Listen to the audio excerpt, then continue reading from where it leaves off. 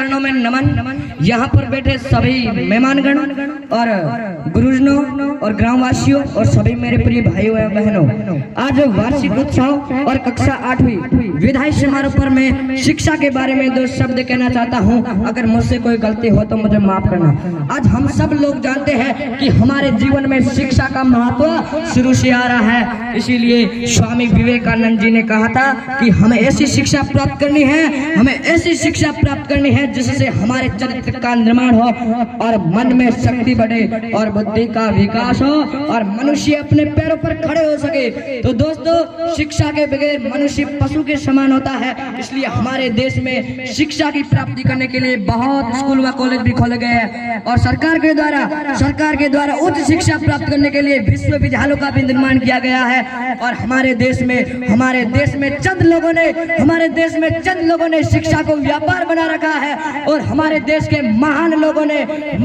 ने हमारे देश का नाम रोशन किया है। और उसमें कोई महत्वपूर्ण कारण है तो वो है शिक्षा है, वो महत्वपूर्ण है शिक्षा।